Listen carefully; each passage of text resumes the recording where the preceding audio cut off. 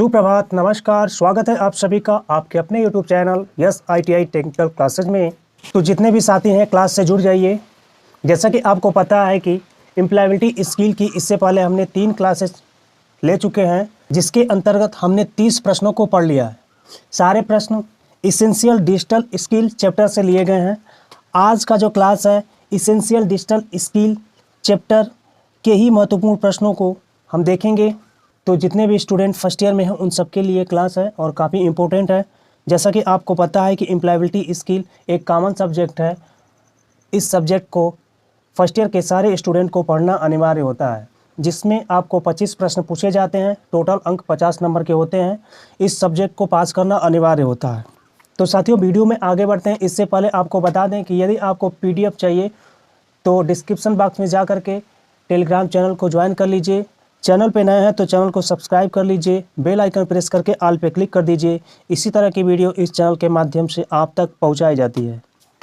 साथियों, क्लास को स्टार्ट करते हैं और आज का पहला प्रश्न पढ़ते हैं। आज का पहला प्रश्न है, in MS word you can change the text in the document to look different, this process is called. यानी MS वर्ड में आप अलग दिखाने के लिए दस्तावेज में टेक्स्ट को बदल सकते हैं। यह प्रक्रिया क्या कहलाती है? तो प्रिंटिंग, सेविंग, डिलीटिंग या फॉर्मेटिंग। तो इसका सही उत्तर क्या है, आप लोग कमेंट बॉक्स में कमेंट करके बताइए। जैसा कि आपको पता है कि यह क्लास ITI फर्स्ट ईयर के उन सभी विद्यार्थियों के लिए है जो इस साल फर्स्ट ईयर में पढ़ रहे हैं, चाहे वो 1 वर्ष का कोर्स हो या 2 वर्ष का कोर्स हो। तो आप लोग उत्तर दीजिए। तो साथियों, इसका सही उत्तर हो जाएगा ऑप्शन नंबर डी, फॉर्मेटिंग। सही उत्तर हो जाएगा इसका फॉर्मेटिंग। चलिए साथियों, अगला प्रश्न देखते हैं। अगला हमारा प्रश्न है, व्हाट इज द शॉर्टकट की फॉर अंडू। यानी अंडू का शॉर्टकट कुंजी क्या है? Ctrl+Z, Ctrl+B, Ctrl+U या Ctrl+I। तो इसका सही उत्तर क्या है, आप लोग बताइए। तो साथियों, इसका सही उत्तर हो जाएगा ऑप्शन नंबर ए, Ctrl+Z। तो Ctrl+Z के द्वारा हम क्या करते हैं, अंडू करते हैं। Ctrl+Z के द्वारा अंडू करते हैं, ठीक है। और Ctrl+Y से क्या करते हैं, हम रीडू करते हैं, ठीक है। Ctrl+B से क्या करते हैं, तो बोल्ड करते हैं, ठीक है। क्या करेंगे, बोल्ड करेंगे। यदि आपको अंडरलाइन करना है तो क्या करेंगे, अंडरलाइन के लिए आपको Ctrl+U का यूज करना है। इटैलिक करने के लिए Ctrl+I का यूज करना है, ठीक है। तो अंडू करने के लिए Ctrl+Z शॉर्टकट कुंजी का प्रयोग करेंगे। चलिए अगला प्रश्न देखते हैं। प्रश्नों को बड़े गौर से देखिए क्योंकि आपके एग्जाम की दृष्टि से काफ़ी महत्वपूर्ण है। व्हाट इज द शॉर्टकट की फॉर प्रिंट। यानी प्रिंट की शॉर्टकट की क्या है? ऑप्शन है Ctrl+Z, Ctrl+B, Ctrl+U या Ctrl+P। तो इसका सही उत्तर क्या है? तो साथियों, इसका सही उत्तर हो जाएगा option number D, Ctrl+P। Ctrl+P के द्वारा हम क्या करते हैं, प्रिंट करते हैं। क्या करते हैं दोस्तों, प्रिंट करते हैं। Ctrl+Z से हम क्या करते हैं, तो Ctrl+Z से हम करते हैं अंडू, और Ctrl+U से अंडरलाइन करते हैं, और Ctrl+P से बोल्ड करते हैं। तो इसका सही उत्तर होगा Ctrl+P, ऑप्शन नंबर डी। चलिए साथियों, नेक्स्ट प्रश्न देखते हैं। Krishna type the sentence soon he realise that the previous sentence was correct, which option can be use to change it back. तो कृष्ण ने जल्द ही एक वाक्य टाइप किया है, उसे एहसास हुआ कि पिछला वाक्य सही था। इसे वापस बदलने के लिए वह किस कीवर्ड का उपयोग करेगा? सेव करेगा या प्रिंट करेगा या अंडू करेगा या कट करेगा? तो साथियों, इसका सही उत्तर क्या होगा, आप लोग बताइए। तो कृष्णा पहले कोई वाक्य टाइप किया था और बाद में मिटा करके फिर से नया टाइप कर लिया। तो फिर उसको एहसास हुआ कि नहीं, जो मैंने पहले वाक्य टाइप किया था वो सही था। तो उसको फिर से लाने के लिए वो किस की का यूज करेगा, बताइए कौन सा शॉर्टकट की यूज करेगा, क्या करेगा? तो साथियों फिर से उस वाक्य को लाने के लिए अंडू का यूज करना पड़ेगा। क्या करना पड़ेगा? अंडू का। ऑप्शन नंबर सी सही है। ठीक है। सेव का कंट्रोल प्लस क्या होता है?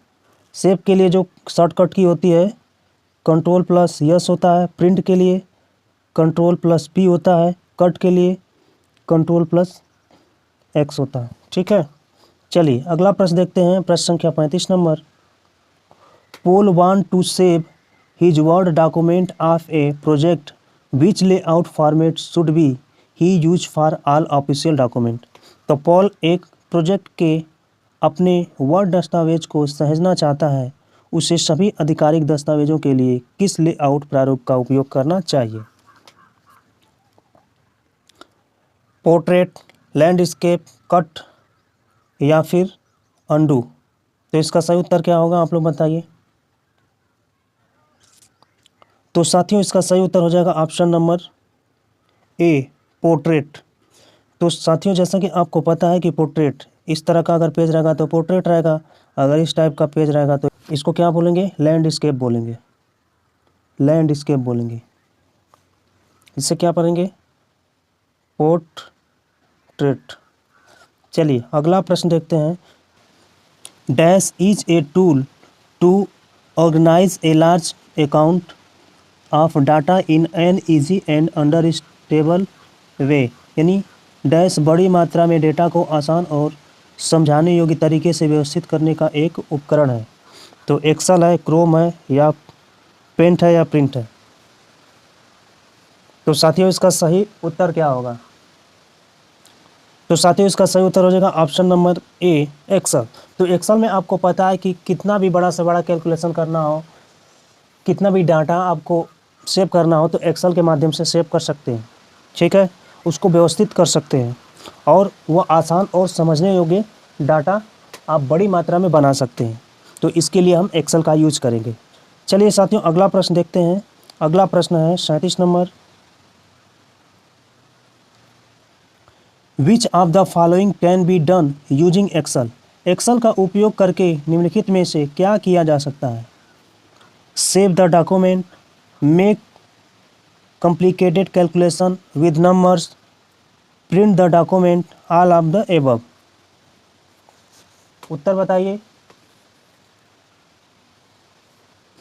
एक्सेल का उपयोग करके निम्नलिखित में से क्या किया जा सकता है?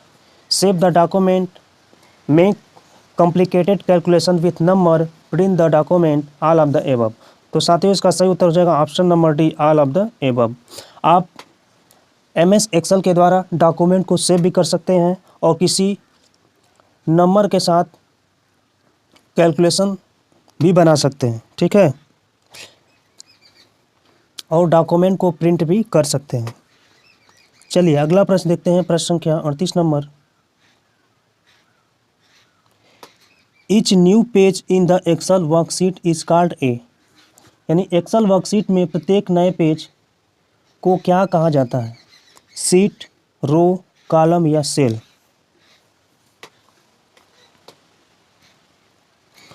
तो एक्सेल यानी MS एक्सेल में कोई नया पेज लेते हैं तो उसको हम किस नाम से पुकारते हैं? तो साथियों इसे हम सीट के नाम से पुकारते हैं। और जब कई सीट मिलते हैं तो उसे वर्कशीट कहते हैं। यानी जिस सीट पे आप कार्य करते हैं उसे वर्कशीट के नाम से जानते हैं। ठीक है। चलिए अगला प्रश्न देखते हैं, प्रश्न संख्या 39 नंबर। प्रश्नों को बड़े गौर से देखिएगा और वीडियो को लाइक कर दीजिएगा और अपने दोस्तों मित्रों में शेयर कर दीजिएगा। चलिए, Harsh has selected a single line of cell from top to bottom. She has selected a. Harsh ने ऊपर से नीचे तक कोशिकाओं की एक ही पंक्ति को चयन किया, तो उसने एक क्या चुना है, बताइए। तो ऊपर से नीचे की बात कर रहा है, लेफ्ट से राइट की बात नहीं कर रहा है। तो पेज सही होगा या रो होगा, कॉलम होगा या सेल होगा? तो साथियों, जैसा कि आपको पता है कि इस टाइप की जो लाइनें होती हैं, आपको बता देते हैं, थोड़ा कलर चेंज कर लेते हैं ताकि आपको समझ में आए। ठीक है, तो साथियों इस टाइप की जो लाइनें होती हैं, ठीक है, इसको हम कहते हैं रो। क्या बोलते हैं? रो। और ये जो लाइन होती है इसको क्या बोलते हैं? इसको बोलते हैं कॉलम। तो ये है कॉलम। ठीक है, तो कॉलम को हम क्या करते हैं? ए बी सी डी से दर्शाते हैं। जो रो होता है 1 2 3 4 से दर्शाते हैं। ठीक है, तो इस तरह से दर्शाते हैं। तो ये कह रहा है कि ऊपर से नीचे, तो ऊपर क्या है? ये है टॉप, ये है टॉप और ये है बॉटम। बॉटम, तो ऊपर से नीचे ये क्या कर रहा है? चयन कर रहा है। तो इसका मतलब किसको चयन कर रहा है? ये कॉलम को चयन कर रहा है। तो ऑप्शन नंबर सी हो जाएगा कॉलम। ठीक, और आपको बता दें सेल क्या होता है। जब रो और कॉलम एक दूसरे को काटते हैं तो सेल का निर्माण होता है। जैसे ये हो गया और आपका ये हो गया। ठीक है, तो इस तरह आपको जो डिज़ाइन दिख रही है, अब ये वाला जो है एरिया, इसको हम सेल बोलेंगे। ठीक है, ये है आपका सेल। चलिए अगला प्रश्न है, Mohit want to move from one cell to another cell. He can do that by using the one of keyword. तो एक सेल से दूसरे सेल में वो जाना चाहता है, तो उसके लिए कौन सा कीवर्ड वो यूज करेगा? Ctrl+Z या एरो कीज या Ctrl+B या A1 B1 C1?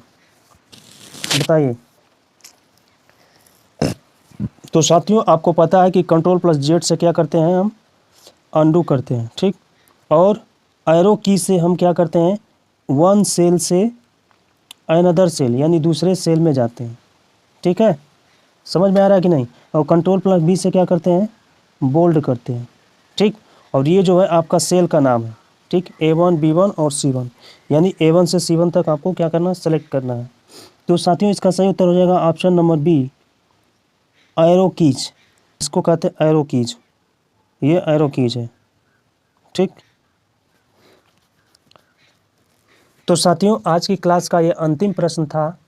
आपको क्लास कैसी लग रही है? कमेंट बॉक्स में कमेंट करके ज़रूर बताइए। वीडियो को लाइक शेयर ज़रूर करिए।